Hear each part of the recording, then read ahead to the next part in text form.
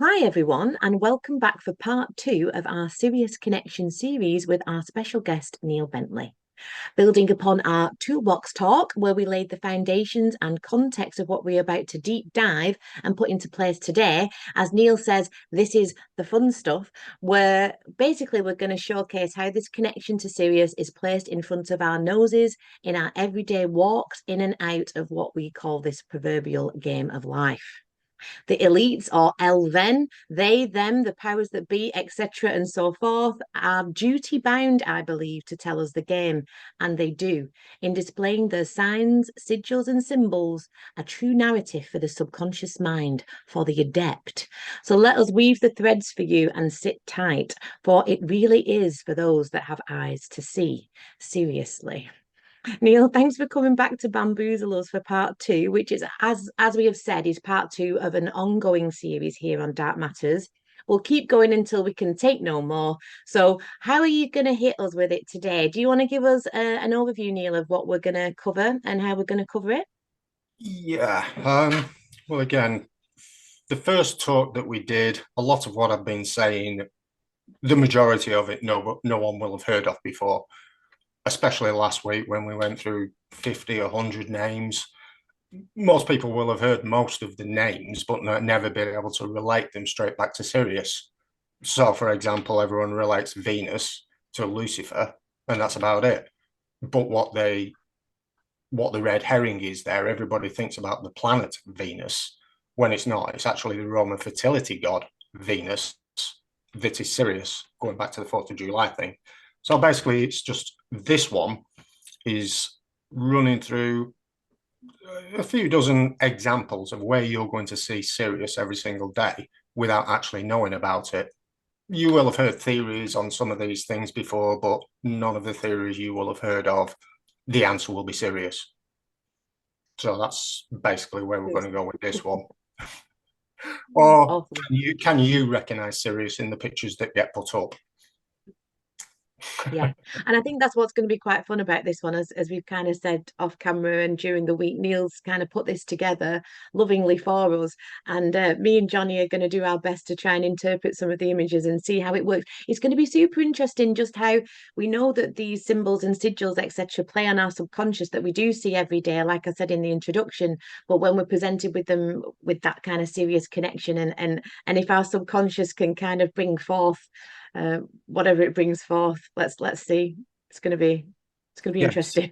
it's seeing the word, for example, seeing the word Satan, and do the picture in your mind come up with a big red ugly dude, or does it come up with Sirius, Satan, the jackal? I just see your face now telling me off, Neil, if I say Satan. I Well, just Satan see all you. you want. Are you the Satan. devil? Are you Satan? You can say Satan all you want. It's like saying the Phoenicians. You can say the Phoenicians all you want, but it's the picture that pings in your head. If you see the word Phoenician, do you think about the Mediterranean or do you think about the Fenians? It's Yeah. just Well, that. I think If you see the word Satan or if you see the word Lucifer, you should automatically think of Sirius instead of some big red ugly dude that's going to kill children and stuff. yeah. Okay. Well, It's a let's do it. reprogram. It's just a reprogramming of the words that you know. Yeah. And I think, like you said, we're going to do it in a bit of a different style this week, and we're going to pop the images up, and we're going to kind of have a look at them because, as we know, it's all an image says a thousand words, doesn't it? So it's going to be Right. working on our cerebrums, on our deep subconscious, on our deep psyche. Yeah. So for the first 15, 20 minutes or so, one or two of these you'll have already seen or already heard. So that's just almost a refresher, just to basically give you an example of how to see it, where we're going with this sort of thing. So we'll start off with there we go. We'll start off with one that you should know, and that is the $1 bill in the all-seeing eye. What do you Yeah. see? What do you see? Say what you see. So yeah. Say what you see. What was that? Was it catchphrase? I think that old program, wasn't it? So I've So, just done a dollar bill decode on this for Joey actually from the library. Then told I got a cameo in his latest video. So obviously we've got the eye there, the all-seeing eye, which is the eye of Providence, isn't it? And correct. Providence, the eye of Providence is Sirius. Correct. and that's pretty much it. Are we getting Yeah, points? Because got I've the just won one, capstone. Johnny. Pardon? If we're getting points, is there like a tally? Like, I don't want to get competitive, but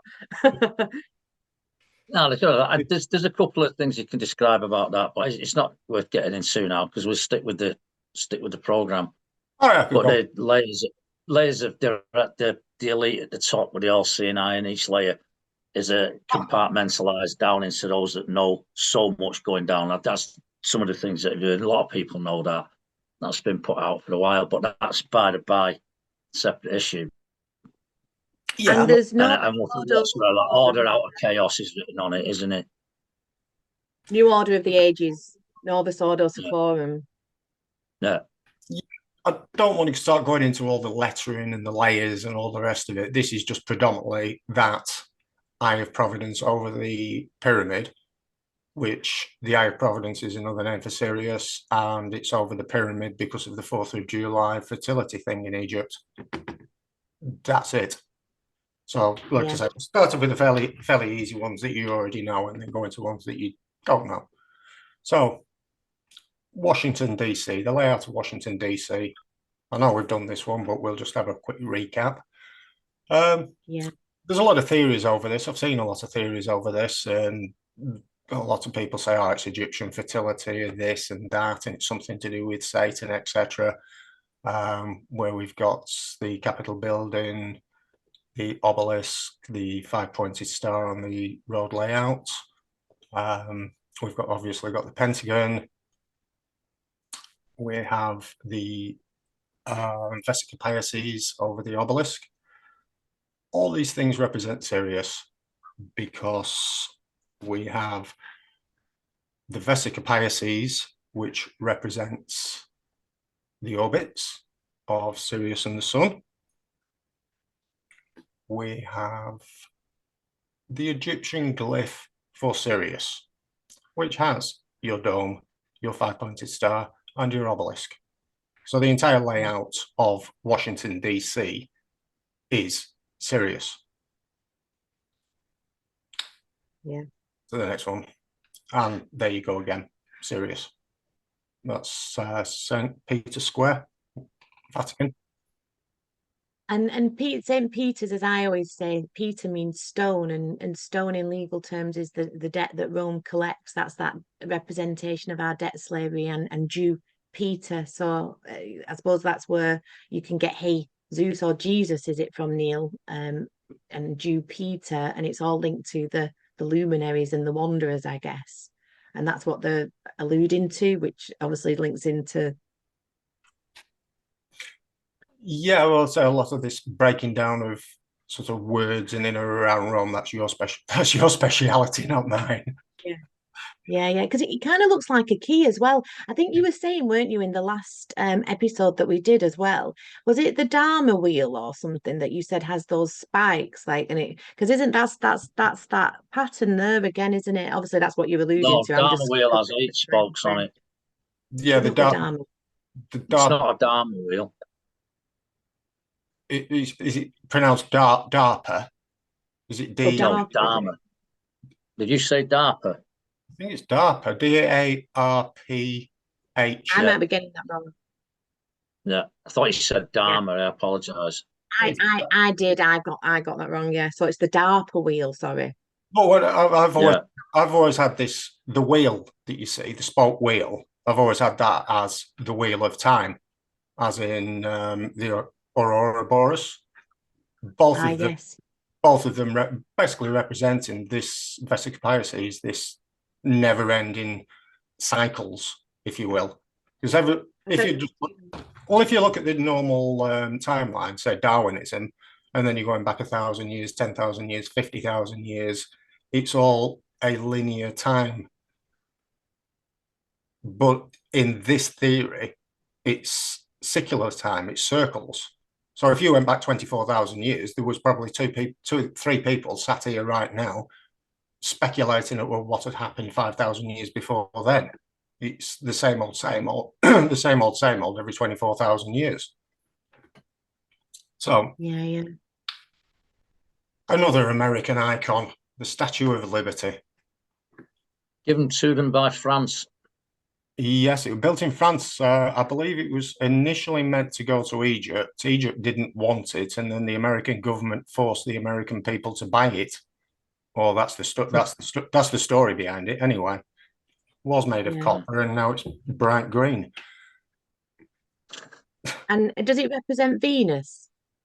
It represents Mornings. it represents all the fertility goddesses that I named last week. So there's a lot of speculation about what the name is. Isis, Venus, Ishtar, Diana, Mother Mary. You could pick any one of those names and they're all the same, because all those names of the fertility goddesses all represent Sirius, and the Statue of Liberty represents Sirius in the feminine form. So you could pick a dozen names and every one of them will be right, which is why everyone's arguing about the name of it. Someone will be arguing that it's Mother Mary and someone will be arguing that it's Isis, and yet they're both the same because it's Sirius. So to break down the Statue of Liberty and why it is Sirius, we'll start with the torch. There's a lot of speculation about what the torch is, but the torch is Loka, which is Norwegian for the torch of Loki, which then translates to Sirius. So that torch that the Statue of Liberty is holding in her hand is actually Loki. Or Sirius. The trickster god.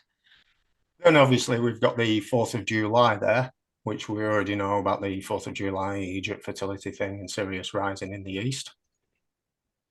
Yeah. Hence why it's called the Eastern Star, isn't it? That's another name. The Eastern Star, the Morning Star.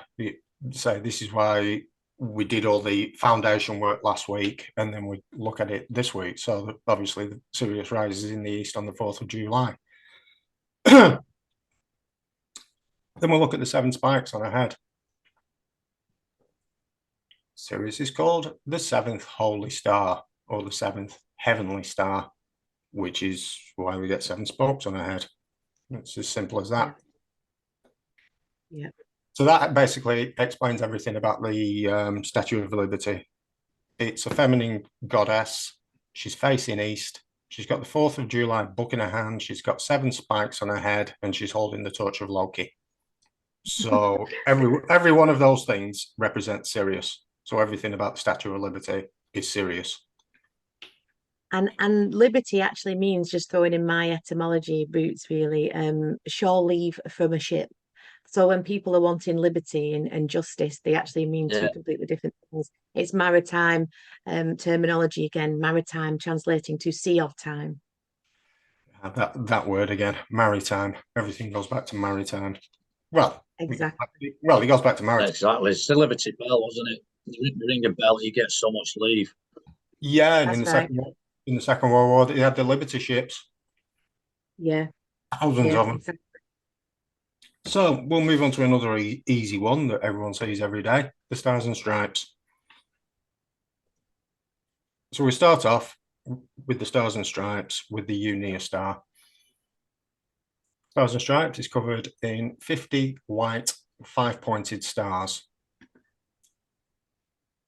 So the white 5-pointed star is the Unia star of the Sira people, and the Unia star represents Sirius. Sirius A and Sirius B take 50 years to orbit each other, which is why the Stars and Stripes has 50 white 5-pointed stars on it. It's nothing to do with the number of states in America. It's the time that it takes A and B to orbit each other. Yeah. It's red, white, and blue. Again, we explained last week because of the Doppler effect of the white dwarf star coming and going. So that's where you get your red, white, and blue. And it's also called the Silver Star, the SS. That's where we get Stars and Stripes, the name from. SS, Stars and Stripes, Silver Star Sirius. The SS. Like SS. social services. That's what I call social services, the SS. SS will be coming up again once or twice. Yeah. So I mentioned the red, white, and blue of the Doppler effect, where we see it in our flags just about everywhere we go. So quick look at all the red, white, and blue flags. I do like where you've got the one of Chile with the 5-pointed star. Yeah. So we're going to move on. While we're on flags, we're going to look at another one which represents Sirius, which you might not have seen before. We get the crescent and the 5-pointed star. Now, I know a few years ago, have you heard of a researcher called Crow 777? Yes. He did a lot of work. He did a lot of work a few years ago. He does a lot of photography work of the moon and things like that. A few years ago, there was a big theory that the moon was transparent and you could see stars through it. This was all relating to the flat Earth and the moon being plasma, etc., etc. So a few years ago, there was this big theory that all these crescent moon flags basically represented the moon, and you could see a star through it. Which might be right. There's quite a lot of mileage in that theory. But in this theory, that crescent moon is the sun, Sol, and the 5-pointed star behind it is Sirius, the black sun, the sun behind the sun. So yeah. as I see that is Sirius behind the sun, not a star shining through the moon. Yeah. You see that. You can see that. The crescent sun with the 5-pointed star behind it. Yeah, I can see that. Right? Yeah. See it? Makes sense. The sun behind the sun. Now do you see it? Oh, now you see it. Yeah, yeah. Now do you still see it? Yeah, I do. That's why I've kind of said, Neil, I find it quite laughable that people think that Putin put in that, and he came up through the WEF. I'm not quite sure everyone thinks that he's not part of it. I suppose everyone plays their parts and roles, but yeah, I see that. The sickle and is it the sickle and hammer and the It's the star? hammer. Obviously, the crescent moon's It's there a and then the sickle and star. hammer. The sickle and hammer, but as I see that's cleverly disguised as the sun with Sirius behind it. Yeah, I see that. Right, we got that one. So obviously we've got the Doppler effect with the red and the blue. So we have the red lodges and the blue lodges of the Masons. We have the red and blue of the Republicans and Democrats. We have the red and the blue of the Tories and the Labour. Like there's any difference between them all? Two wings on the same bird. Yep. Left wing, right wing, two wings of the same bird. Here's a The good one. two-headed Janus, isn't it? They play both sides. Yeah. They look at both sides and they play both sides and they back both sides. Well, again, that's back to your eye of providence, whether they're covering the left eye or the right eye. Is it the good side? Is it the good path or the bad path? But either way, that is still Sirius. The eye of providence, the also is still Sirius. They're worshipping Sirius. There was one documentary a few weeks ago, and I think it was Robert Downey Jr. at one of these BAFTA awards or something. And then he stands up and he says, all hail Satan. We worship Satan. And then a few days later, 1,000 researchers are all making videos about Robert Downey Jr. worshipping Satan and all hail Satan. Well, all you need to do is just change that word Satan to Sirius, and you understand what he's actually saying. He's not saying we hail some red dude and we worship evil. All he's saying is we worship Sirius. Yeah. So, and why, Neil, do you think that they're worshipping Sirius in your opinion? And obviously we know that about the kind of that it's come from the constellation of Orion and obviously the Anunnaki myths of our creation or the archons. So are you I mean, I know we've slightly covered it, but are you saying that they're worshipping Sirius because they know these occult secrets and they know our true origins, etc., and how to harness that force or that life force or energy? What is it? Point. In a word, yes. Yeah. That's it, basically. these ethereal energies, these rising and falling of enlightenment. Yeah.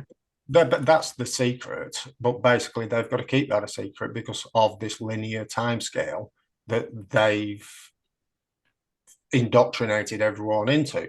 You have to throw away every history book and close every school and university if you actually had to readjust history to what it actually is. Oh. Which is never going to happen, which is why I describe all that as just being Disneyland. This is the reality, what we're looking at, but they've taught us Disneyland, and now we just have to de-educate ourselves. Again, this every day. You've got the red, white, and blue. You've got the illumination of the light behind it, and you have SS Sky Sports, Silver Star Sirius. But then, even when you're watching Sky Sports, you'll have Super Saturday, Super Sunday. All the time, you'll be hearing SS. Yeah. That's Well, and this is how they code, isn't it? This is how they code to one another right in front of our faces. Again, if you look at something like Sky Sports, that will be done deliberately. You will come across some that have been done accidentally, come across some that are just jumping on the ship. But the big companies like this, like Sky Sports, there's no accident that begins SS and it's in red, white, and blue. That's not done by accident. Neither's that. No. So you briefly mentioned the Anunnaki and Nibiru and Planet X. Well, if you've studied that timeline, then you'll have also seen the flying disc, where you have like a circle and two like that. You'll have a circle in the middle of it. This is where the this flying disc comes from, is the Nibiru side of Sirius. So again, you've got the red and the blue, and you've got this big V in the middle, which is actually the flying disc. Yeah.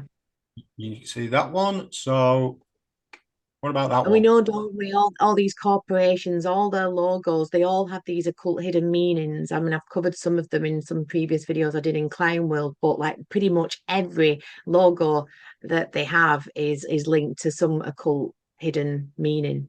Absolutely, but like I say, since I sort of put this cipher onto these, 90% of the answers all keep coming back as either Sirius or the Tuatha De Danann or Ireland. I mean, when I start making lists of the names of Tuatha De Danann, you'll understand why I call them out the Elvins and why they were so important, but we've not got that far yet. But like I say, a lot of these symbols, if you start off with, is it Sirius? 90% of the time, you'll be correct. So last year we had the ladies' golf, the Solheim Cup. So again, do you see the flying disc? Yeah. The red, white, and the blue. The 5 pointed stars.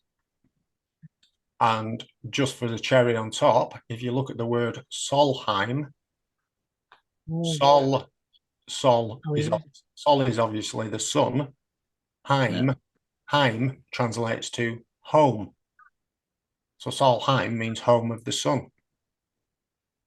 Which sun? Right, when we were talking about the flying disc with the Nibiru thing and that sort of symbol, that's Sotdet, who represents Sirius.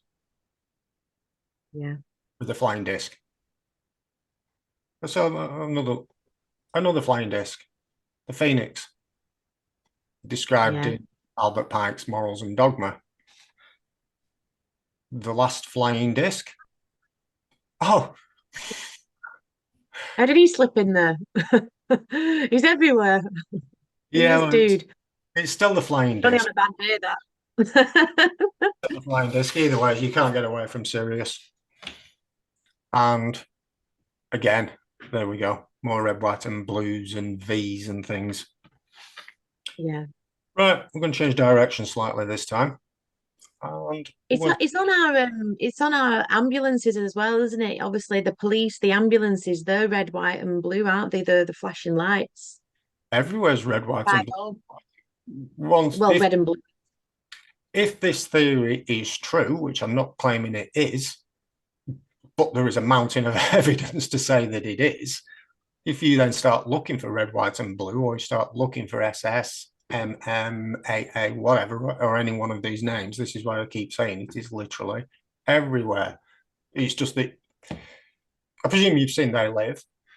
It is literally Yeah. like it is literally like putting They Live glasses on because you Mm. see it. Once you know about it, you see it everywhere. Yeah. Now then, this will expand your knowledge base a little bit. We're going to go from Conor McDarry's Bible and the Pyramids to Rome to Sirius. So I know in the first one I mentioned Rome being Ro and Om, heaven and earth. Well, this first part of this bit is coming from, it's Conor McDarry's work. This isn't my work, it's Conor McDarry's work, but my work is then going to be attached onto the end of it just to add a little cherry to it. So in Conor McDarry's work, the word Rome is split down to Ro and Om, heaven and earth. Rome is set on the river Tiber. Now the word Tiber, translated in Irish, means spring or stream. Rome is sat on the 7 hills. It was built on the 7 hills. And we also have the 7 Sisters Hills in Ireland. Rome has their leader, Caesar, who is the embodiment of the sun god on earth. Ireland has a sun god called Caesar, one of the earliest sun gods. And just to add a little bit onto the word Caesar, the word Caesar comes from Ireland. It was used in Rome. Caesar is also Tsar, Caesar and Tsar. And that connection with Russia and Rome, we also have the Black Eagle of Dan. Yeah. Staying on with Conor McDarry's work, Rome was built by Romulus and Remus. Now, we know how they're like flipping and changing and messing around with words. If we take the words Romulus and Remus and flip them, we get the words Sumer and Solumor. Still with me? Yeah. Sumer. Yeah. Sumer. If you read them upwards. Yeah. Sumer means sun. Solumor means the great sun. So that comes from Conor McDarry. Solumor and Sumer means the sun and the great sun. So if we then just expand that a little bit, the sun, Sumer, is Sol, our sun, and the greater sun is Sirius, the sun behind the sun. Wow. That Awesome. Connor didn't tell you that bit. No. He said the translation is sun and greater sun, and yet to Wow. take that one step further, the sun is Sol and the greater sun is Sirius. So that's it. Wow. And Sumer, I suppose, it links to Sumerian, which you taught me, Neil, obviously. In Irish, Sumer means dragon, doesn't it? Sun. Sumer means sun. That's where we get the word summer from. The great sun. The dog days. Sumer literally just translates it's summer, sun. Sumer means sun. Right. Solumor means the Oh, greatest. Sumer. Summer. That's why we get summer. Correct. Summer. Oh my days. Did the penny just drop? This is why I love this stuff. Might take me a minute. Yeah, that's where we get the word summer from, because it comes from Wow. the sun and the greater sun. So that's the sun and the greater sun, the black sun, the sun behind the sun, and that's all related to Rome. So the next picture, tell me what you see. I know this one. Isis, Horus, Set, isn't it? It's the Jesuit symbol, isn't it? which So is it's the Jesuit Sirius. symbol. It's the Jesuit symbol, yes, which comes from Rome. Isis, Horus, and Set are three names for Sirius, and Yeah. the sun behind the sun, the black sun, is that's all surrounding it. So again, we find Sirius in Rome everywhere. Right, we're going to go on to some lettering. What was I saying last week about the AA, the MM, the SS. So we're starting off with AM, Ave Maria. Yeah. We find everywhere in Christianity. Ave Maria translates to Our Mary. Our Mary is Mother Mary. Mother Mary is Sirius from the 4th of July fertility thing. So basically, Ave Maria, another name for the Statue of Liberty, if you wanted. So Wow. let's have a look at some of these AMs, Ave Maria or Sirius. We have. The Catholic inside me is dying. I mean, it was already dead, but I just keep going, having flashbacks, Neil, of me in assembly singing Ave Maria and saying another one like "Yes, sir," like "Yes, Sirius," isn't it? I think "Yes, sir." I think that's where that comes potentially as well. And I'm going, we're in these rituals all the time and we don't know it. Yes, sir, Sirius. That's where that comes from. Seer, where you've got the seer. That's the seers, the seers from Ireland. No, the seer, S-E-R, is it S-E-R-E? S-W-E-R-E? The knowledgeable ones from Ireland, like they were equivalent to the Druids. Seers. I always call myself a seer, but I'm just, maybe that's me being at my own bottom. But yes, S-E-E-R, seer. Yeah, that's the one. That's the one. So let's just stay on some of these letters for a bit. So we've got A&M Records, accidental, deliberate, who knows. AM, morning. Yeah. Adam and Eve, evening, AM, PM as well, because they love time, don't they? Yeah, again, with all their symbology and lettering and stuff, there's always usually 2 or 3 different explanations. You know, so you can put you can say there's 33 kings of Ireland, and then someone will argue that there's 33 vertebrae, or there's Jesus was crucified on 33. They might all be the same. They might all be right. Like I say, I can give you 10 names for the Statue of Liberty, and they are all right. So this is how you also get people arguing. I'm right. I'm right. Well, actually, you're all right. That's what I was saying, Neil, and I think it's quite an important point to note as well.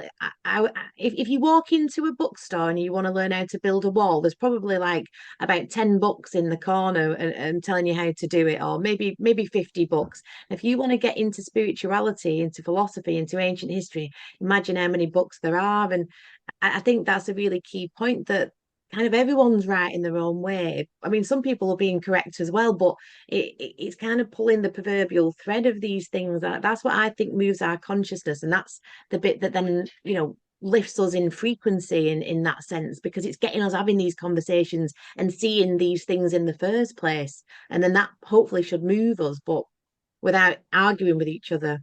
And everyone seems to be arguing. The devil truly is in the detail then, I think. Well, exactly the same from a trade perspective. Every trade, I'm a kitchen fitter. So if you took 10 houses and put 10 kitchen fitters into each of those 10 houses, I don't care how much experience you've got or how good a kitchen fitter you are, every single one of those 10 kitchen fitters will fit the kitchen a completely different way. But then when you get to the end of it, every single kitchen will look exactly the same, because they are all exactly the same. So there is no, this is what I say with the researching. I mean, I know you're talking to other researchers like Steve, for example. A lot of his work is the second golden age of Britain, the Jerusalem, Troy, etc., etc. Well, I've got that time period from 500 BC to about 1000 AD. So that's the time period he's working on. My predominant time period is the first golden age, Atlantis Island. Well, that's 6,000 to 10,000 years ago. But we're all going to end up in the same place, and it doesn't matter where we start from, because there's only certain number of times, you can learn that 2 and 2 is 4. So by the time you get certain analogy that you made there about fitting kitchens, it may well be true, but when you pass down skills, if you're an apprentice, and you're diligent enough to follow your instructions, you end up being able to do the job properly and correctly. For instance, I'm an engineer, so when I got a blueprint put in front of me, I knew exactly what to do with it. It's got all the dimensions on it, everything that I need to cut and shape and weld up. And everyone on there did the same thing because that is a skill that you possess. But when it comes to being creative, if you listen, everybody might be able to stand to read or write music, but when you create your own and write your own, that's when it becomes different. So it's just like when you're being creative, it's not quite the same as just learning a skill, which is a trade in that sense. So just to keep things on the straight and narrow, it's fine to use an analogy, but what I'm getting at is creativity comes from the imagination and skill comes from knowledge, which you've learned. And if you don't apply that knowledge correctly when you're using a skill, you get a mess. But when you're being creative, it's a completely different approach. So if we're imagining something, including whatever you may want to present, you've got it from the skills that you of your research, but you can embellish that with your imagination. It's quite easy to do. Hence, you've got lots of different books on philosophy, and you've got because it requires imagination, because imagination is the key to it. But you got to be really careful because your imagination can lead you down a really slippery slope too, and that is what is important to me. So views and opinions, as a mystic, because I class myself as one, all have to dissolve at some point. It doesn't really matter what I've learned. Once I try to get to something that's beyond the intellect, everything else needs to be dissolved. So there's 3 different approaches to life there that I'm talking about. But I only wanted to say it simply because when I've noticed just recently, there's a lot of people, so-called truth movement, whatever that is, arguing over Terence Howard, things that you've presented. People don't particularly like me butting in when you're speaking and things like that, but it is a podcast. I do think it's interesting, and I do want you to proceed from here on in, but I want to make that point. I stand in a different spot. I'm not on a fence. It's all to do with reason and logic with me, as well as something spiritual. And when I say spiritual, I mean to rise above the flesh. So do continue, sir. Yeah, it's no problem. But I mean, not just to labour a point. I mean, I served my time as a coach builder. So as an apprentice, you learn the ABC principles of how to do the job. Then once you become a tradesman over the years, then you diversify into the best way you can do the job or how you see the job being done.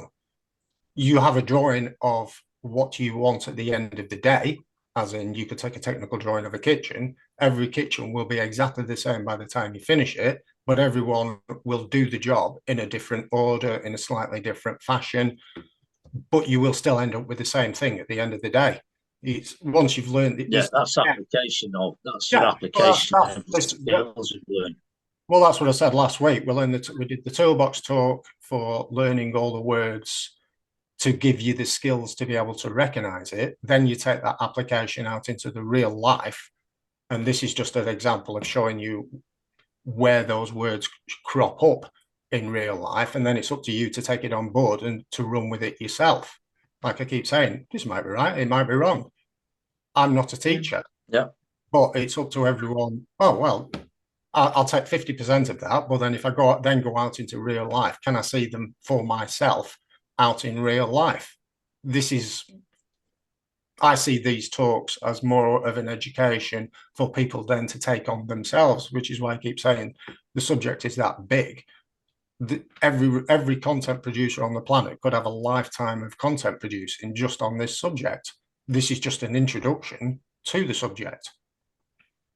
Yeah. Right. That's fine, mate. Yeah, so that's all I see trade and everything. Right, so Mother Mary. We all know Mother Mary from Christianity. You see Mother Mary? Do you also I can see see? a Go on. vulva. A vulva and a clitoris, isn't it? It massively represents as well in many kind of depictions of it. But maybe you're not going there. I'm not going. Oh, I am going there. Well, I am going there, but I'm not going there because, like I say, Mother Mary represents the fertility aspect of Sirius. Oh, there we go. Yeah. So that's what this is where you get the fertility thing from, and Yeah. it's also shaped like Does that. the Vesica Pisces, Neil, the Vesica Pisces, is that what's on Is there that as not well? the Does point? that sometimes represent, Correct. doesn't that represent facility too? Yeah. I mean, I've seen that in between a woman's legs, not being funny or dirty, but they do that. That, They say that's where we come in. How we're born yeah. into the earth through the Vesica Pisces. Yeah. Extra bonus point to that, man. That's where I was going with it. That is the center part of Right. the Vesica One Pisces. all, Johnny. Yeah, what's surrounding her is the center point of the Vesica Pisces, and I've got half in mind that that is what they call the Garden of Eden, because once Sirius and the Sun start moving away from each other, that is the fall of man. So once you leave the Garden of Eden, that's the fall of man. So that's Sirius and the Sun moving away from each other. So there would be an argument to say that this center of the Vesica Pisces is the Garden of Eden. But yes, it's the center of the Vesica Pisces. Can I just say as well Yep. that they do say that the Holy Grail is the uterus and the womb of a woman as well, allegedly in kind of Gnostic thoughts. But that literally is a vagina. I mean, if we look at it there, it's got the folds, it's got the lips, it's got the redness. I don't want to keep saying vagina. I know it's Saturday morning and it's a bit early, but it literally is. And a lot of the statues and images of Mother Mary or Mother Elven, or the is that, and you can Ah, see the fold. That is a vagina. yeah, And because that the center fertility that's there. represents the fertility. Yeah, awesome. Why did you say it was the Holy Grail? That one. Oh, let me just go back talking about. I missed that one on Holy Grail. Yeah, you've got your translation of the word Holy Grail. I'll give you another translation because the word Grail means tablet, stone tablet. Yeah. And just to skip over into Ireland a second, when the Tuatha De Danann landed in Ireland, they carried 4 magical items with them. One of them was the Tablet of Destiny, which could be the Holy Grail. So the Tablet of Destiny that the Tuatha De Danann carried to Ireland can also be written or read as the Grail. So was that the Holy Grail? A stone tablet? And I think that's it, isn't it? It's different interpretations again, and they may all be correct, and that's that, like Johnny says, that ridiculousness of kind of arguing over some of it, or if not most of it to a degree. But it's Well, just super interesting, and it sparks, doesn't it? It sparks your consciousness. this is just, I'm not, like I say, I'm not saying I'm right over these, and I'm not saying Grail is a stone tablet. I'm saying the translation of the word Grail is a stone tablet. So if you didn't know that before, then you now have another explanation of what could possibly be the answer to the word Grail. Yeah, That's awesome. all. You said the Holy Grail, and everyone thinks about a cup. I Yeah, bet no one's ever thought about it being a stone tablet before, but now they no, can. But now they can. Or if you yeah, then, or like I say, if you want to now pick up your computer, open a web page on your computer, put in Holy Grail, the Tuatha De Danann, and the Tablet of Destiny, and go and teach yourself. That's how I did yeah, it. That's how we all did it. yeah. So on with the religious of the fertility, this bottom right, left, the Vesica Pisces, the center.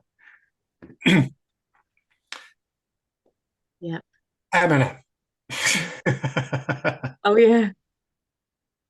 It's off one of my favorite films as well. Like, I just want all the brown M&Ms in a big glass. It's with Nail and I, isn't it? Eminem, of course, yeah. Oh, Eminem. Oh, the singer, the rapper, Eminem. And M. You like this one? It's called Marshall Mathers. Marshall Mathers, M and M. Yeah. And in this one, M and M is Mother Mary, which is Sirius. At some point in the future, if you carry on with these talks, you'll be fascinated to know what that bull's horn symbol is, because it's not what you think.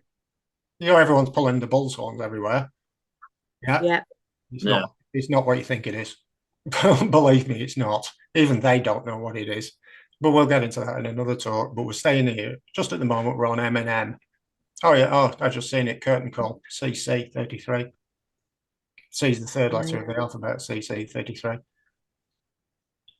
Now then, we take the word M and M. You know, we're saying how they're like flipping things and turning and inverting things. Yeah. What are you seeing? Menim. Menheim. Menai. Can't see the other bits. Our pictures are on it. Yeah. Has it got an E on the end? Yeah. Menheim. Right. It's the invert. It's the inverted M and M. But do you know what the translation for the word Menheim is? No. God. No. God. God. God. So that's God. the word Menheim translates to God. God. Doesn't Monop as well, is it? Does the Dogon have a similar name for the people that came from a planet that goes around Sirius C? It's like Monim something. Monom or something, yeah. All right. Well, no. I'll come back to it.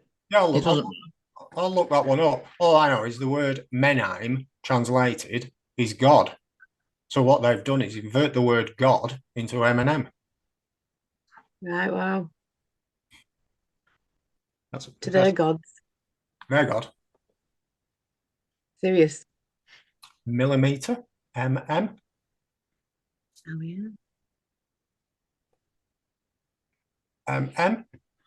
So this is where I was just saying before, is it accidental or is it deliberate? And I'm presuming this is just some self-employed chap who does central heating, who thought, oh, that looks good, or was he in the Masons and he decided that MM was good for the Masons? Because I very much doubt that that one is deliberate unless it has something to do with the Masons. Yeah. Right. Argentium astrium. This is a good one. Yeah. Right. As we learned last week, argentium means silver, astrium means star. So this is where we get the SS. The SS and the AA are the same thing, silver star. So we get argentium astrium, also means silver star, which also means Sirius. Yep. What's that?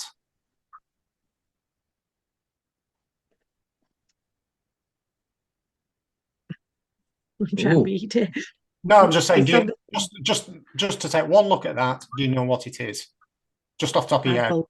If you know what it is, you know it. If you don't know what it is, you don't know it. I can see a lot of things that I'd recognise in it, but I don't know what the actual symbol represents. Well, basically, you just need to look at the top left-hand corner where it says AA, Argentium astrium. That's it's not AA. Yeah, Argentium astrium, top left, AA. That sigil, that emblem, is the emblem for the Illuminati. Right. That's the Illuminati. That's the emblem for the Illuminati. Why are the sevens in it, Neil? I've always had sevens as SS personally, and the seventh heavenly star. Sirius is called the seventh heavenly star. That's my favourite number. When they say 7 is God's number, I'm more recently leaning towards their God being Sirius, so 7 being the number of Sirius, because Sirius is called the seventh heavenly star, the seventh holy star, which is, to me, that's why we keep seeing 7 everywhere. It's not actually God, it's their God, 7. Their God. This would make sense. The invert everything. And also, weirdly, number 7 is the 7th letter of the alphabet is G. So we find that in the middle of the square and compass, G7. And Jimmy Savile was the seventh son of a seventh son, isn't it? So apparently that's got quite a magical, mystical element to it. Allegedly, he was part of the royal dynasty of that bloodline. But whether that's true or not, I just thought I'd add that in for interest. But it's a very kind of magical term to be the seventh son of a seventh son, apparently. And he was born in York, which is allegedly ancient Babylon, Yeah, I and dropped so on. that. I actually dropped that Yeah. He one. was still a twat. It was still a twat, did you say? I actually dropped He that were one, a bit odd, weren't he? just a tad. But I dropped that one on Bruce Dickinson a couple of weeks ago because Iron Maiden had a song called "The Seventh Son of the Seventh Son of the Seventh Son." So just changed Yeah, son to son. yeah, Serious. exactly. So Yeah. AA. I mean, you jumped ahead last week when we were talking about AA. So we've got the Mm. Automobile Association, the AA. It's got 5 pointed stars, and it's the Silver Award. Sirius being the Silver Star. Yeah, yeah. We have. Oh, I know what that is. Yeah, that's some I know this one Freemasonry. is. Yeah. Mm. You go, Johnny. You take this one, No, Johnny. I don't know what it is unless it's the RAC or something. I don't know, but it looks Freemasonry to me with 33 in the middle. Well, it's But weird. one day at a time recovery. Yeah, it's alcohol. Is it Alcoholics It's Anonymous? Yeah, what? it's Alcoholics Anonymous. Cheers. AA Yeah. Anonymous. Give over. That's Alcoholics Anonymous. Yes, That's Alcoholics Anonymous. alcoholics. Get out of it. And why would you still be in? What? Why would you still be in Why? after 33 years? 33 years dry. Have a badge. Well, that's for Alcoholics Anonymous. That's remarkable. And it's all there, isn't it? When you know, as you know, the little I know on symbols, and I'm still a baby. I'm still learning this stuff, but obviously it's all there. It's like the Illuminati one, isn't it? Even the cross in the circle represents the kind of the portal of the Star of David, and all these things that you start to like say. You just once you see it, you just can't unsee it. And I always thought it was Alcoholics Anonymous is a weird thing. I'm not saying that it hasn't helped many people. Everybody pipe down, but to go into a room and just repeatedly keep saying you are something. I'm an alcoholic. I'm an alcoholic. Well, sure enough, you will be for the rest of your life.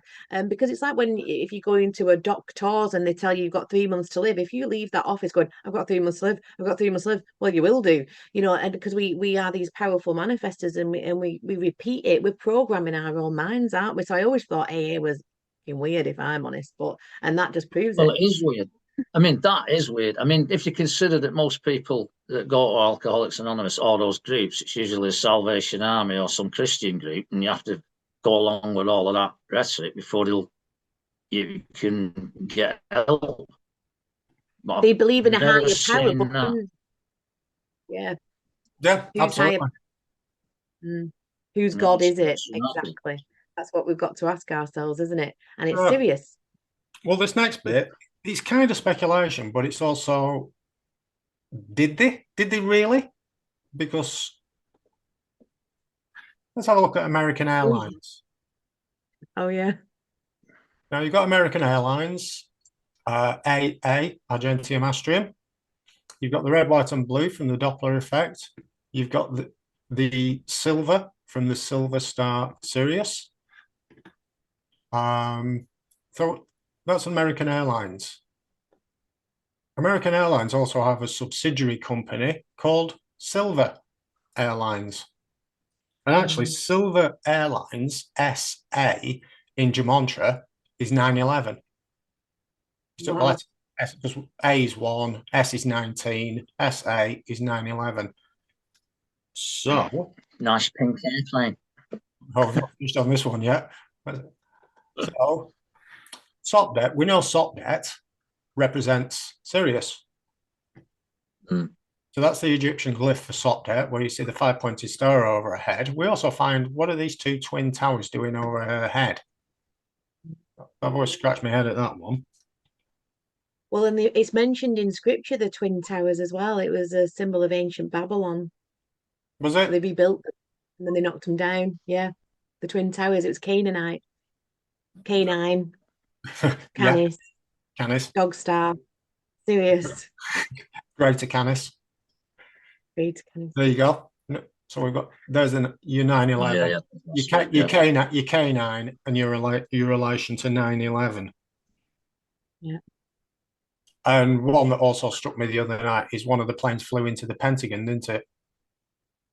Oh yes, of course. supposedly. Did it? It didn't fly into the eastern wing by any chance, did it? I Very don't know. I'll have to It look didn't- that one up later because one flew into the Pentagon, but whereas all this is related to Sirius and Sirius facing the right. There's no footage of a plane in it. It looks more like a missile. There's no Yeah, even there's I think aircraft. there's three still shots of something, but it's definitely not a plane. But No, this, there was one video released not long after it of something in it, and it looked like a missile. It's just a straight missile. yeah, it was just some still footages from a local garage, wasn't it? Mm. Right. Oh, Hey, me mate. where do we find that one from? Yeah. A Illuminati, Wow. or is it? I don't know. With the Beatles in the background, Johnny. We won't go to the Tavistock Institute. Not go there.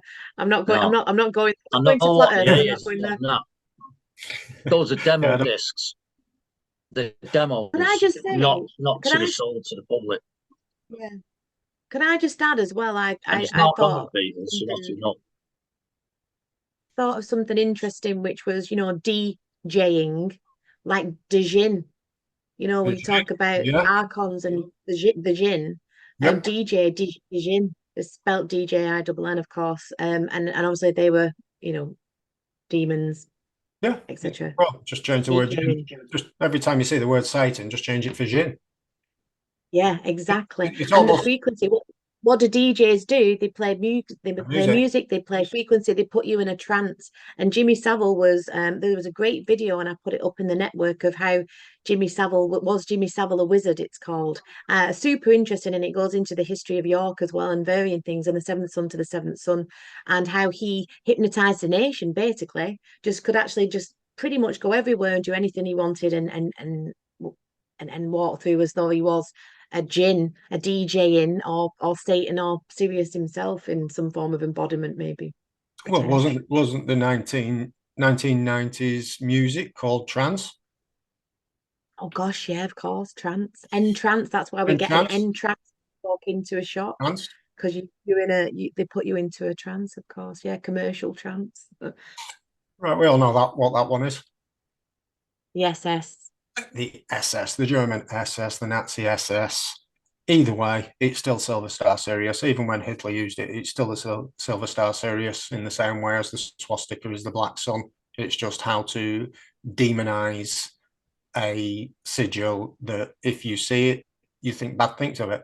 Again, if you're talking about brainwashing, if we went back 4 years, I know 4 years ago we started calling it Operation Fear, the pandemic, because everything was fear, fear, fear, fear, fear. And if you were spending your life in fear, thinking you were going to get ill, then guess what? You were going to get ill. Yeah, yeah. Yeah, it's definitely a secondary kind of element to that, in it. Like say it's that programming again. It's like going to AA, isn't it? I'm an alcoholic. Well, then you are. Well If you're done. telling yourself that you're going to be ill, you will get ill. Yeah. So staying on the SS, we have the Silver State of Nevada. We have the Silver Star Medal, one of the highest awards in America, the American military, with the red, white, and blue.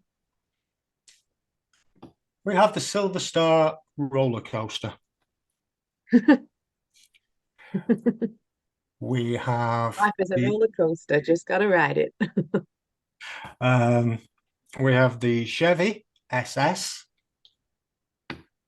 Yeah. Right. I'm going to flick through these and just read them out because these are going to end somewhere. So we have the Brunel's SS Great Britain.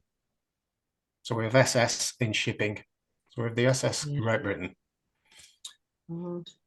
We then have the SS Sirius, 1837.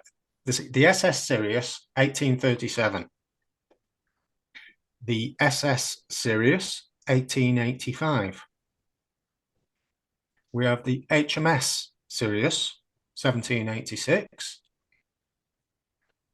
We have the HMS Sirius 1943.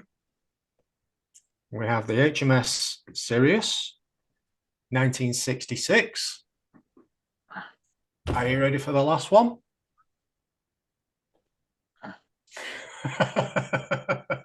Oh no, don't ruin my life. That's not the Enterprise. God. Star Trek. It's not the Enterprise, Star but it's Star Trek. Trek. Seems to be on a lot Well, of it's on a lot of war ships then. You know, ships well, it's on ships. battleships. Yeah, it's on ships. Shipping. Yeah. Yeah, It's but mainly it seems to be mainly battleships. well, it's predominantly been the tribe of Dan, the Tuatha De Danann, that's promoted most of this, and they were the seafarers. They were, like I was saying, with the Lloyds of London and Maritime. yeah, It's the tribe of Dan that were the seafarers. So we'll find Sirius everywhere in shipping. yeah. Right, so just quick You moving find on. that vector everywhere as well. Find what, sorry? Every space program has this vector on it. Every Yeah, one of them, all around the world, they all have that shape. yeah, that flying disc, that V. We see That vector is supposed to have been spotted floating around in space and also around the moon. And it's also depicted on a 15th century drawing. And not whether you know the one with the little man with a dog and there's a little UFO in it. Do you know which one I mean? Yeah, I know the one you And mean. there's like this woman in a foreground. She's got the same vectors going up her shirt. Sure. It's strange. And yet there's a UFO in it as well. There's So some connection there with that. Yeah, I mean, I'm leaning towards that V, that vector thing of being the tails of the flying disc. Because we also see a lot with like Churchill. Churchill used to go and do the V everywhere. There's adverts on your TV which show the V like literally everywhere. So if you look back, remember the Valvoline V that I put up earlier? I've started to just simply relate the V back to these tails of the flying disc. Might be right, might not be, but it is an explanation of why we keep saying V everywhere. Like everyone keeps asking why we see X everywhere. Well, that's just an answer of why we see V everywhere, because it's the tails of the flying disc. Maybe, maybe not. Right, moving on. Secret societies. So, quick fly through some secret societies which have relation to Sirius. So, obviously, we've got the Eastern Star, another name for Sirius, and we have the U-near five-pointed star.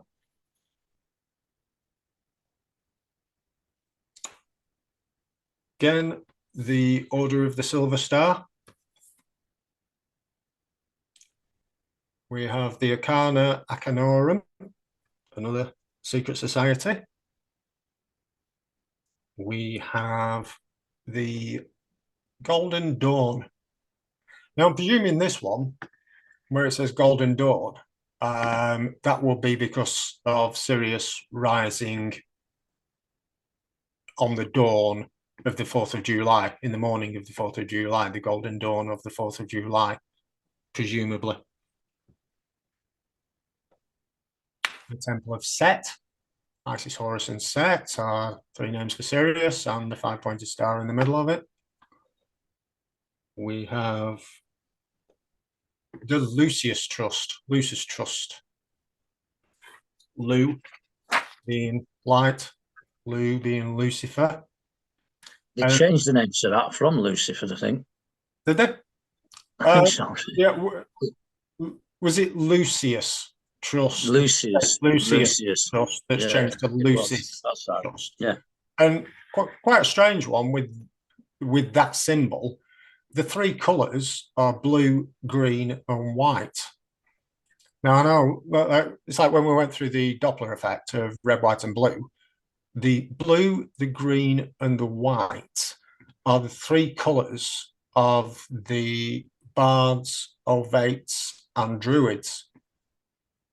if you took the bad, have you ever seen a symbol which has a line going straight across and then 3 lines coming down from it?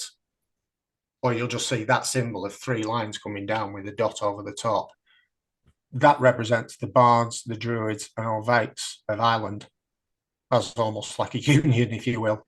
So that's where, if you ever see that white, Yeah. if you ever see that white, blue, and green together, that's the bards, druids, and Orvates. Right. The order. Natural cause too. Yeah. Last week, like I said last week, it's got Sirius is called the Green Dragon. I haven't managed to work out why yet, but we have the Order of the Green Dragon. We have the Distinguished Order of Saint Michael. Well, Saint Michael's the sun, Sol. And the last one up is the Order of the Merit Member, the MM, Mother Mary, Sirius. Right. So now we're going to have a quick flick through music. I'm going to start with back to Eminem. And Eminem did a record called Black Star. And as we already know, this is where I see it all the time, Neil. Yeah. Yeah, you will. I say it. Guess who's coming up? I've probably come up with about 10 or 15 of these, and it probably took me about 10 or 15 seconds to come up with it. That's why I keep saying there's that much out there. It literally only takes you a few minutes, and you can compile massive lists of where you see it everywhere. And this is only serious, so you can go back to music with the Irish, with the other names from the Tuatha De Danann. And once we go through a list of all those names, you'll see it even more. This is only half of what you can see. So we start off with Marshall Mathers, Eminem, Black Star, and the Black Star is Sirius. So you know where we're going next with this one. Yeah. David Bowie, Black Star. Just to add one interesting one onto this, the name David Bowie, if you took the D and the B and went through that with your mantra, you get the number 42. If you see the number 42 anywhere, that represents the 42 negative confessions of Matt. That's where that comes from, because in Egypt they believed that basically you could do anything that you wanted while you were alive, and then when you died, you then had to go and do this afterlife interview thing, and then you confessed to your sins after you died, and there were 42 of these negative confessions. That is where the 10 Commandments got stolen from, these 42. So they narrowed 42 down to 10. And the difference between Egypt... Yeah, I'm aware of that one. Yeah, and the difference between Egypt and Rome was, in the Egyptian philosophy, you could actually do anything that you wanted when you were alive, and then you confessed to it after you died. In the Roman philosophy, these were 10 commandments. So you were commanded to live your life in a certain way because of these 10 commandments. So that was the difference in philosophy. Egypt, do what you want and then confess to it after you die. Rome, you will live your life in how we tell you to. But there's only 10 of them. You want to actually read... Go on. And that lightning, sorry, Neil, looks very, it's the S, isn't it? It's the S again. Yeah, and that's where he has it over his eye, doesn't he? Because it looks like the SS symbol as well, doesn't it? It's the same shape over the star.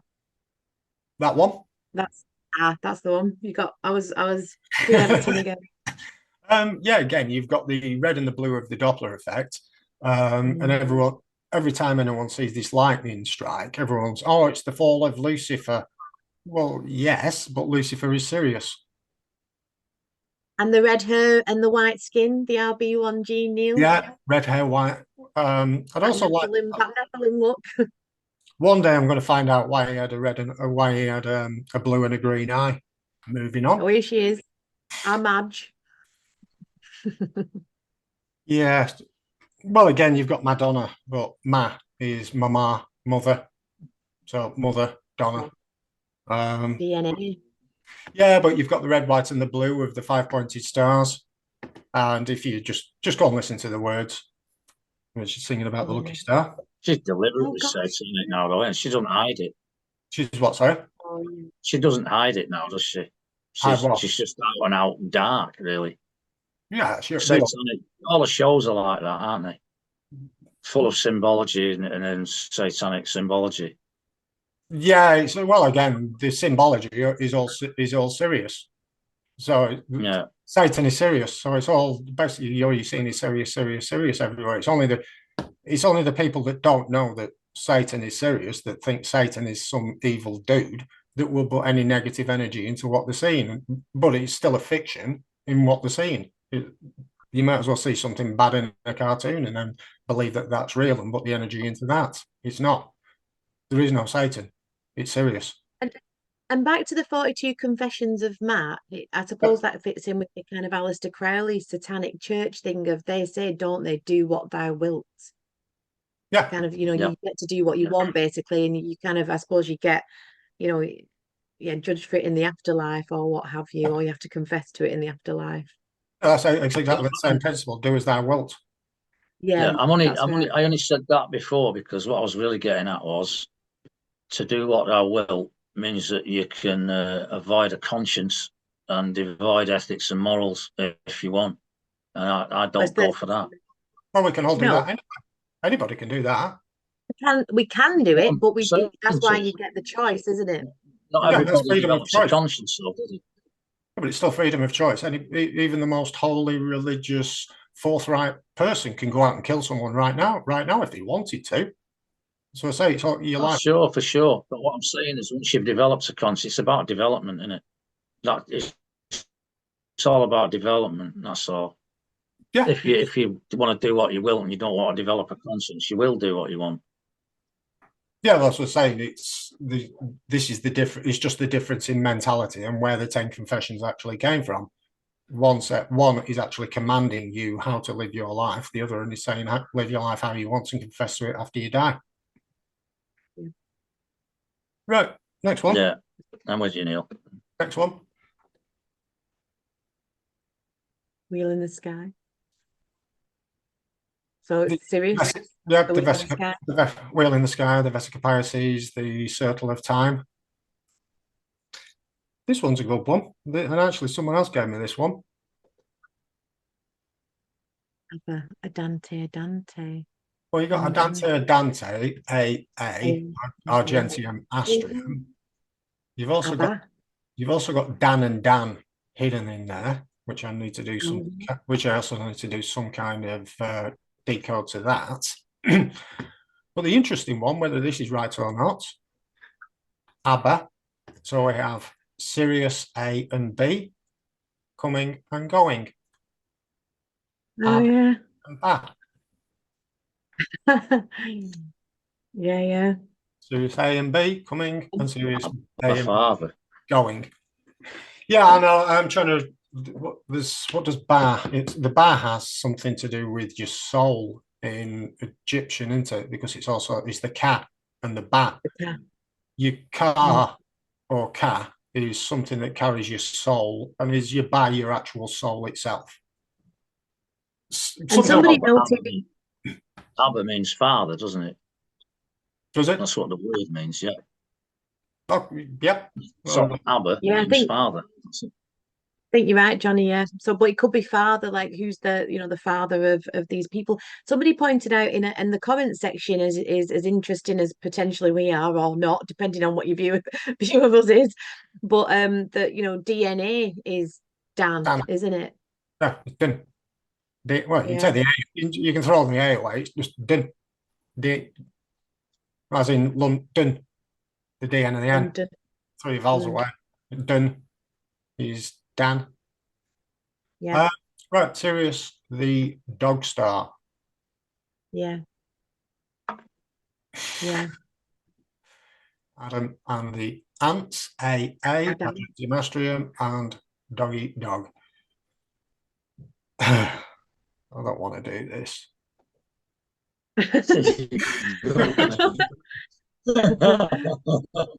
And this is one big fruitcake, isn't it? And there's SS and SF, isn't there? Yeah, yeah, and Why the so serious? oh, Right there. Why so serious? Yeah. Oh my God. yeah, there's quite a lot in that one, but and the inversion of the sexes and all the rest of it. There's a lot of names come to mind that I can't use right now. We've just been doing a podcast. Yeah, There's so many nasty names come up, I'm afraid. yeah, I'm not surprised, but like I said to someone last night, it's you need to stay neutral on this, but it's difficult to stay neutral when you know what they've done. Um, Mm. right, you're not going to like this one. Gonna- I've been I waiting knew for I it. was going to put that. I had to put that one in. I know the story behind this one as well, though, I'm afraid. Yeah, again, you've got the esoteric and the exoteric, haven't you?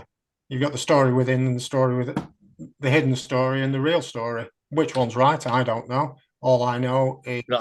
All I know is Prudence is another name for Sirius. Yeah. That Let's not that go there. might be Let's well not go there. true. That might be well true, but Next Prudence slide, is a Neil. Next girl's slide. name Next that we slide. knew. Next slide. All right. Oh, How's that no. one? They didn't know we Well, we knew know who she we know was. this one. Yeah. Lucifer. Lucifer in the Sky with Diamonds. Um, Lucy. just to add one onto this, I don't know if you know or not, Johnny. I know you're a Beatles fan. The Yellow Submarine. Do you know what that's all about? It's a kids' film. Yeah, go on. Well, You tell me. in the sort of Gnostic, the hidden version of what might be reality, the yellow submarine represents the yellow sunboat of Ra, Right. where he goes down into the underworld every night, takes the sun down into the underworld every night in his yellow boat. So that's what the yellow submarine stands for in the occult. Wow. Right. Because these submarines tend to represent the subconscious as well, don't they? Because they go into the, underneath well, in the water, but and they go right down into the depths and the dark. So it's kind of like represents kind of transformation as well in that kind of alchemical sense, does it? It could do. I don't know. All I know is the Egyptian story of Ra. He gets into a yellow sunboat every night and then goes into the underworld and then comes up on the other side every morning, sort of thing. So Yeah. the Yeah. one explanation of what the yellow submarine represents is the yellow sunboat of Ra. Or might not. Interesting. Last but not least, Yeah. Frankie Valli and the Four Seasons, All right. Well, the Silver Star. Right, let's just drift over to Hollywood for a second. And where are we? I love that song by Right. Frankie Valli, the Four Seasons. Is it, the night? Is it the night that kind of beware of his promise? Yeah. Do-do-do-do-do. Oh, What there's a some great brilliant song. music. I wouldn't criticize the music itself, but No, no, it's just, it's just understanding the words and the names that you yeah, see. of course. Right, so let's just drift over to Hollywood for 5 minutes.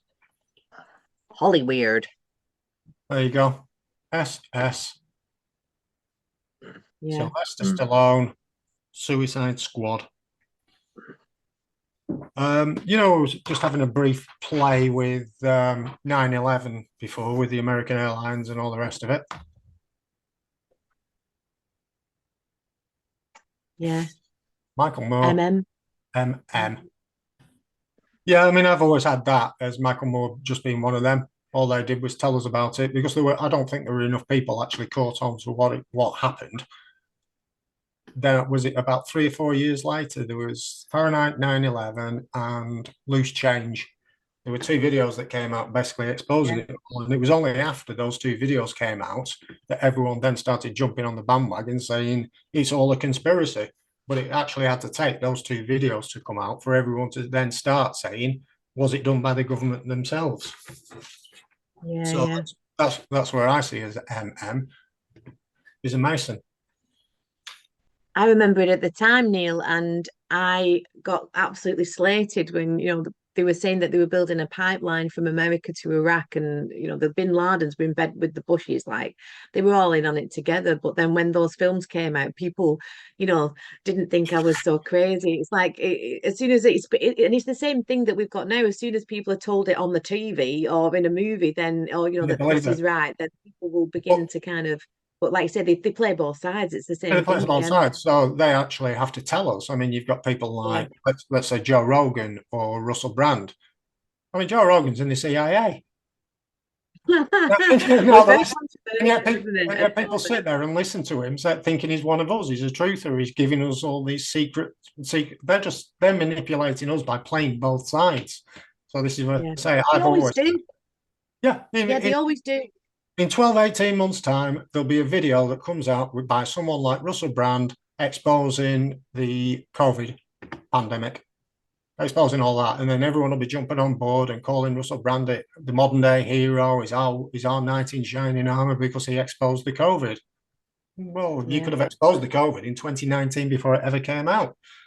Right, we'll just stay in on Hollywood.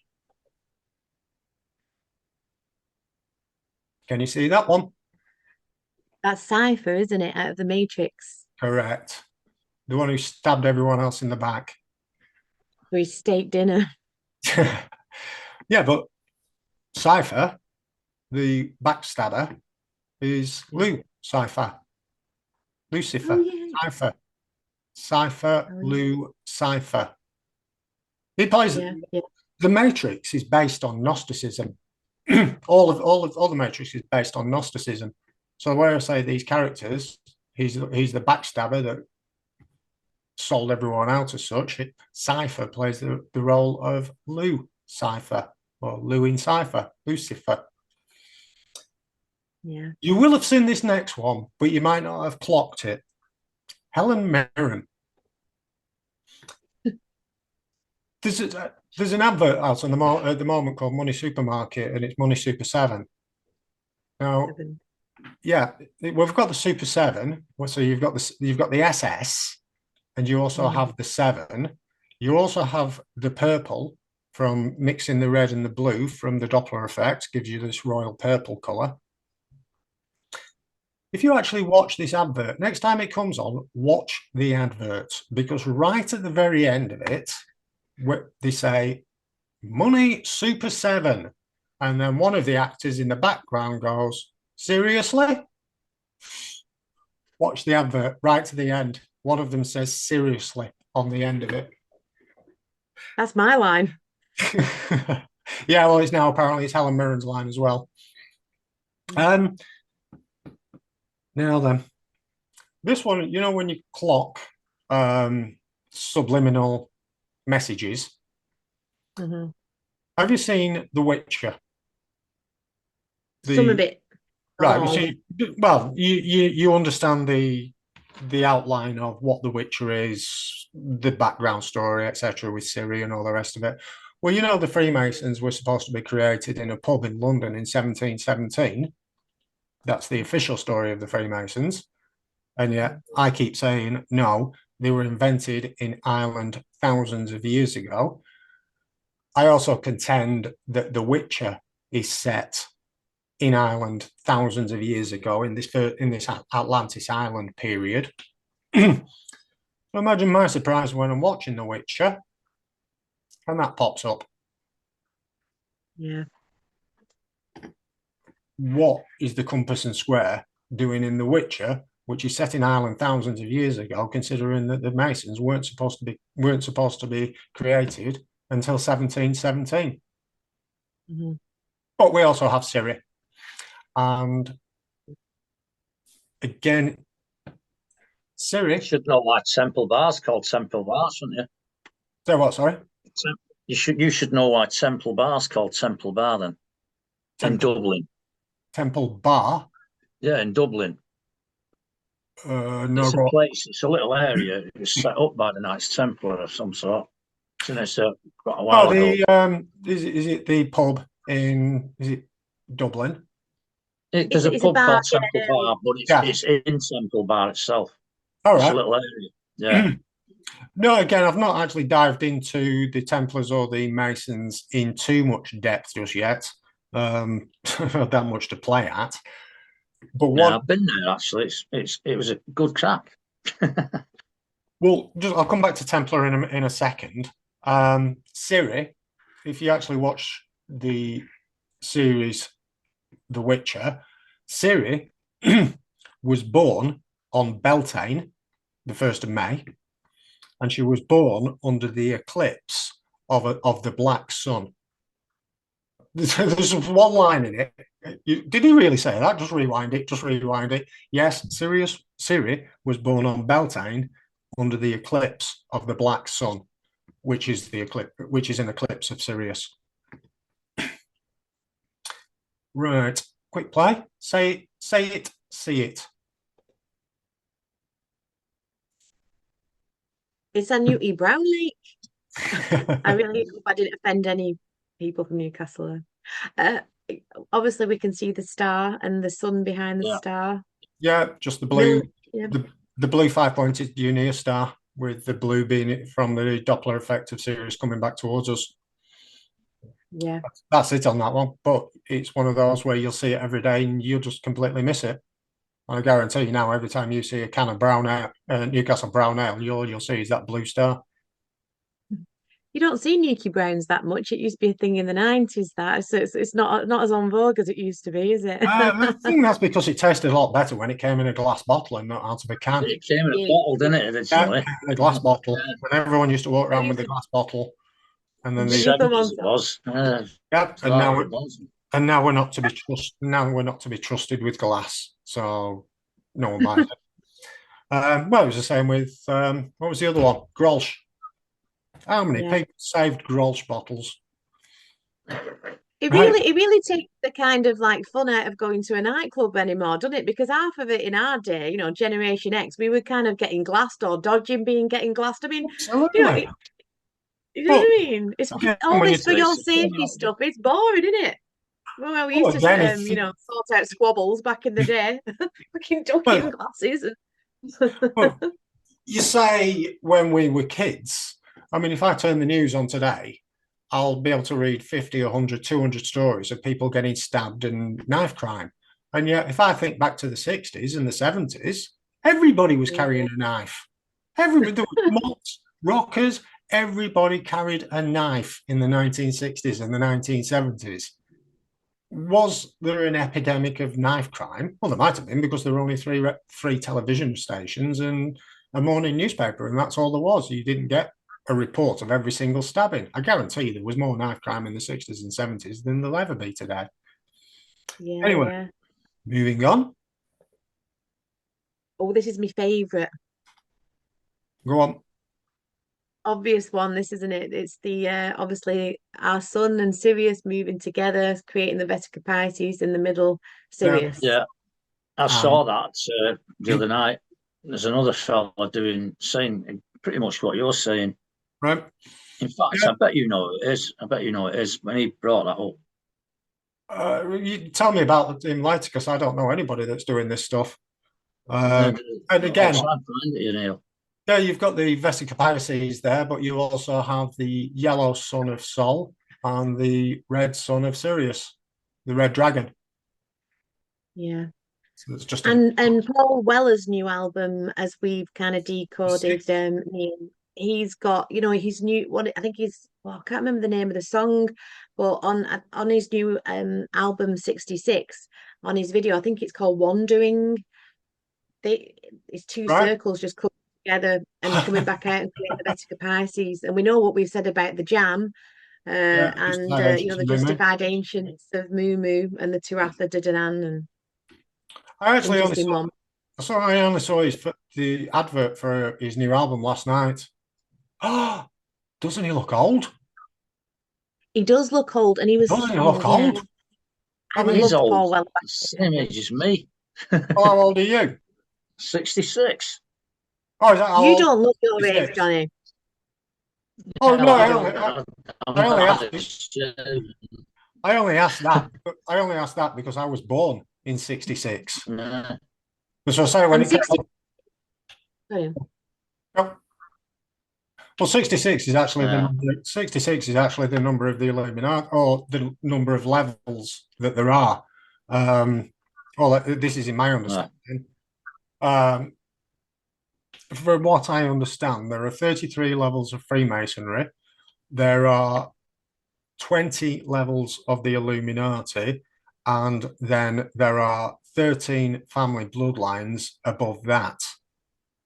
That comes from. Have you heard of a channel called Sage of Key? Sage of K, Johnny? No. He does a No. lot of. He does lots of Beatles and music from the 1960s. That's all he does. No. And one of them was actually, apparently he got told that that was the breakdown. There were 66 levels, there were 33 levels of Masonry, 20 levels of the Illuminati, and then these 13 family bloodline members. And you can only presume those 13 family bloodline members are the 13 tribes of Israel, because there were 13. Right. There were 13 and not 12. Yeah. Well, my age is just my age, fortunately. There's not a lot I can do about that. And after another year, I won't be 66. As I wasn't beforehand. So there you go. I was born in 66, so that's me 57. Last but not least on this one, we have. Can I just add as well, 66 is there's a demon called Gap, a Sumerian demon called Gap, and in banking terms, Gap is generally accepted accounting principles, which runs all of banking and commerce on the plan ET. And Gap was ruler of the 66 legions of hell. Does it? I didn't know that. You've also got Gap clothing. Oh yeah, of course. Right. One of the names for Sirius is Danica. Danika. Danica. So I was just playing around with that word for a while. If we take the word Danica and take the word Dan off it, for obvious reasons, you're left with the word Ika, I-K-A.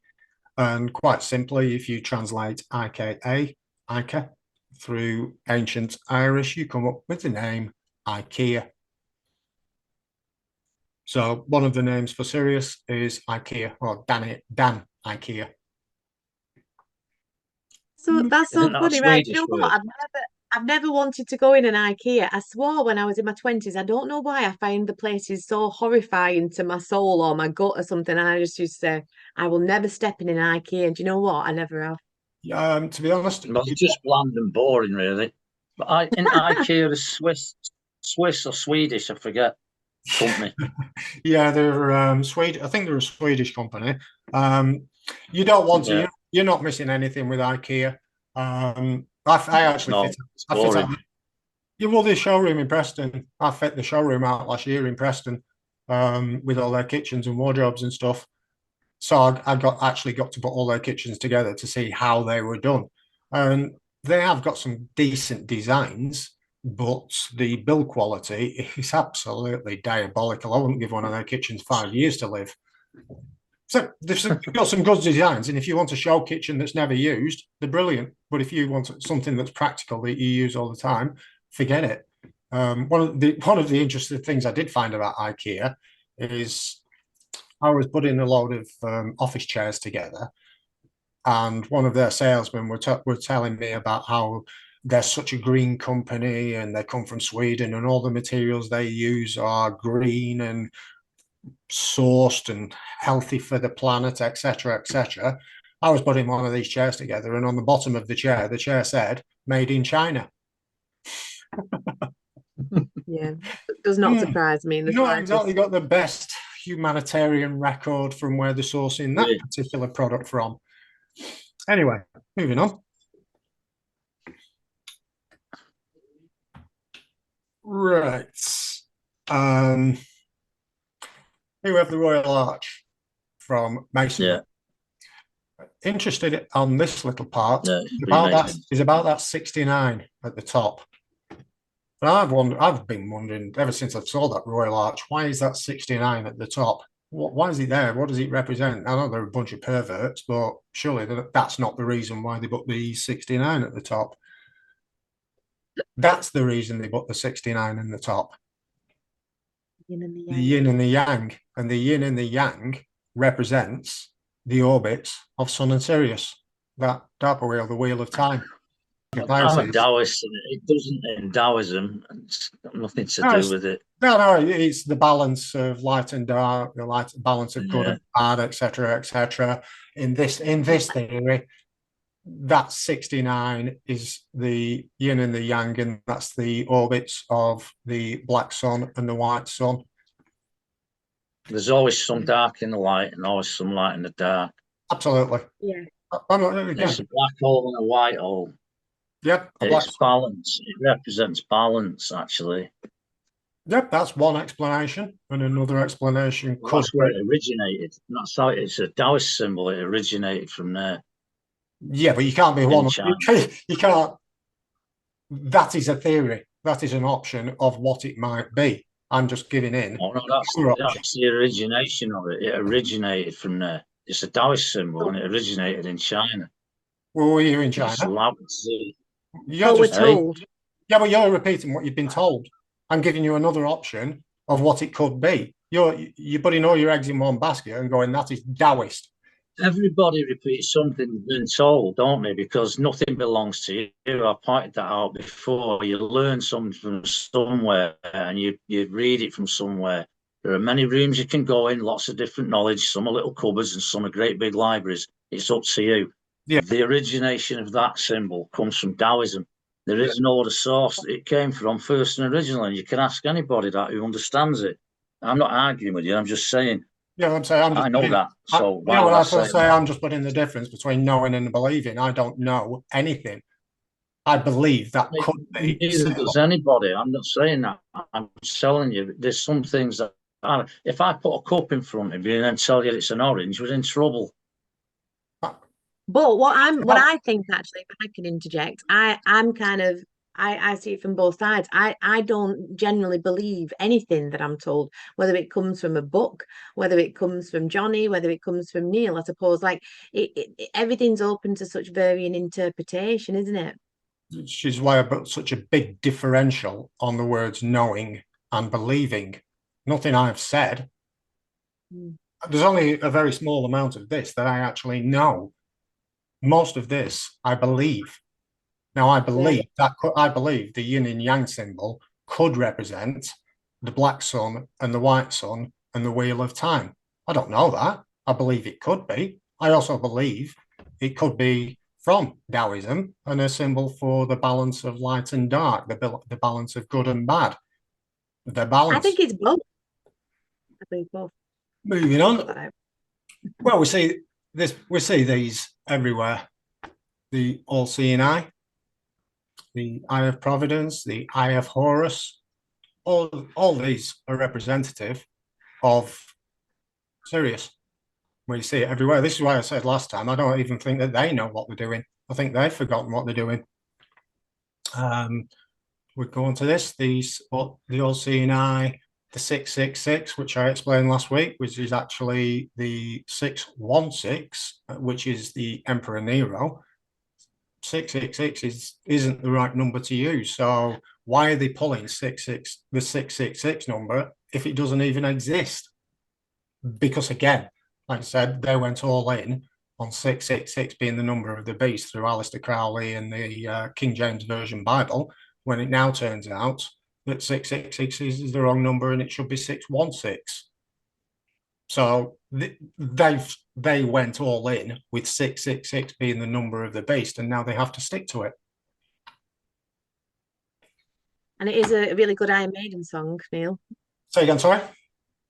It's a really good Iron Maiden song, isn't it, Neil? 666. Yes, great. This is great song. Beast. 666, the number of the beast. Again, this is where you go back to when you're seeing satanic rituals in music.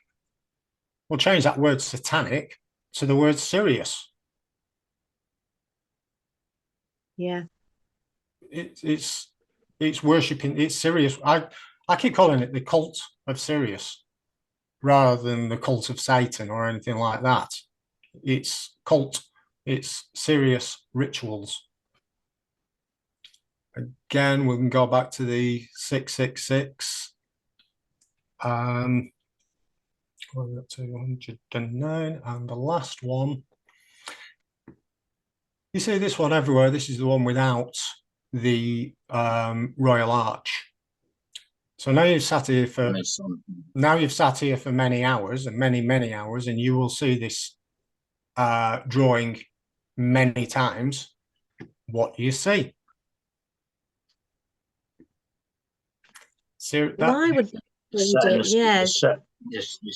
calipers in a square, Masonic stuff, between two pillars. Yeah, the eye of Providence. The moon and the eye, yeah. Yeah. So every time you see this eye, I've seen that lots, yeah.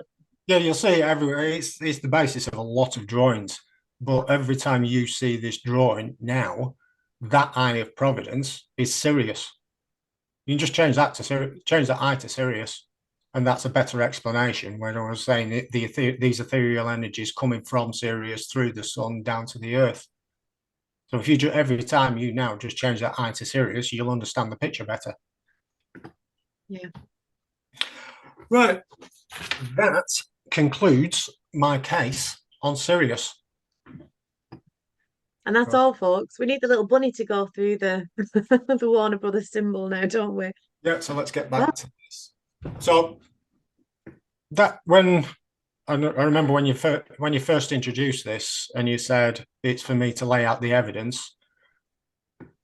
We're halfway through, and that is all the evidence that all the evidence that I'm presenting on Sirius and why Sirius is the most important star in the sky and the most important star in life and on the planet, and always has been.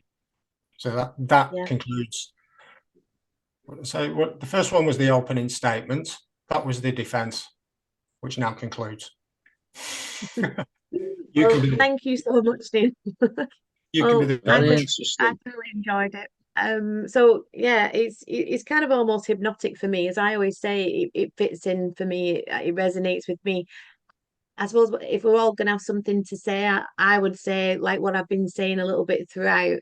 For me, it like I say, it fits, but also it's kind of these narratives and these stories that again move our consciousness, and the moving of our consciousness creates those higher frequencies within us. We're kind of ascending ourselves by looking at it and being able to see things as they truly are. As we say, you're putting on the they live glasses, and you can see it, and you can see these codes and symbols everywhere. And for me, it's decoding the language of the symbols and decoding the constructs, which moves our consciousness, which moves our frequency, which whether this is a trap or not, like I say, like my nana always used to say, and I say it again and again, we're all trying to get to the same place on a different buzz, but absolutely fascinating. And I'm sure that the people who've been watching it will think the same as well. But again, we're all entitled to kind of, I mean, it's like I was saying earlier, some of the comments that we've had on the videos have been as interesting as anything that we've got to say. We've got some amazing, so super intelligent viewers out there on the Dark Matters network. And yeah, yeah. Okay, this is just thrown out to. You should watch these videos and come off, and your head should be spinning with new ideas, which you then can go into and start researching yourself. If you're going to call yourself a researcher, then you need to research these things yourself. These are introductions to new ideas and new concepts that I presume most people haven't heard. And basically, I'm just walking into a field, kicking over everyone's molehills, and stop certain subjects stagnating. It's just shaking the jar up to stop everything stagnating, to bring new ideas in and new concepts to, I can now go and look at that. Now I understand what that word means, or I can start understanding these. That's all it's about, is just helping people to move on with their own research. Yeah, and I don't believe anything I'm prescribed. I don't believe anything that I'm told. I never kind of do. I think as the universe is in flux, it's that as above, so below. So should we be. If we stay static, or we say, it's like people who say, I'm a Buddhist, or I'm a this or that. You're already putting yourself into constructs and confines, in my opinion. Whereas if you kind of, I had this massive epiphany, and I'll share it with people very quickly. But I was in bed one night, and I was just kind of almost in a bit of a meditative state, which is quite rare for the spell because my brain's so busy all the time, and my brain had really settled. And I just kind of went, I get it. And this is just my personal journey. I'm not saying this is true, but I just thought it's all bollocks, all of it. And I don't want to, and I decided not to believe, because there's a lying belief, right? I decided not to believe in any of it. And all of a sudden I felt really light, and I just felt really free. And it's interesting to look at this stuff. It's interesting to pull the proverbial thread. It raises our frequency and consciousness for me. And I don't care what anyone else wants to believe. Like I say, we're all trying to get to that same place. And I find it absolutely fascinating. We've got to keep it fun. We've got to keep it, unified. We've got to keep connected. We can't be arguing with each other about the devil in the detail. But for me, on my journey personally, and that's all I do at Dark Matters, is I just share my journey as I go along. And I meet people like yourself, Neil. I meet Johnny, I meet Larry at the WTF Festival. We've got Stephen JD Beatty coming on, and we're all going to do a day event, aren't we? We get you guys in real life and record it, etc. That's going to be the fun. But people might come along like people do and comment on the videos, say bollocks, that's a load of rubbish. That's fine too.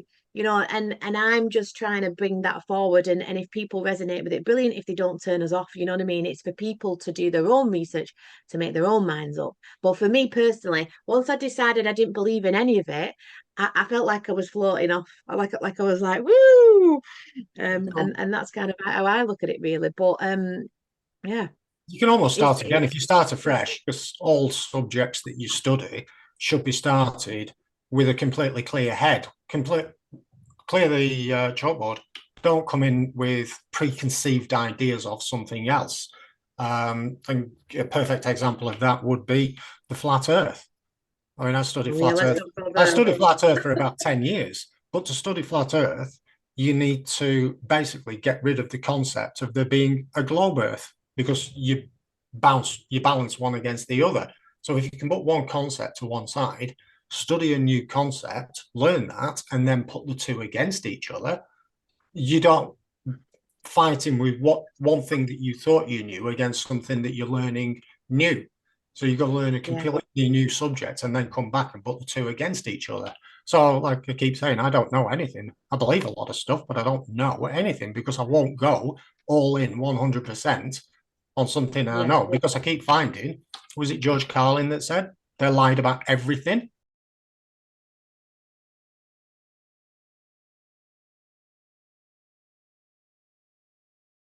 I mean, for me, like I say, my own journey, my own research, it ties in perfectly. It ties in with the law, it ties in with the language. It's the decode of all these things that I piece together, but I pull my own thread, as we say, as should you.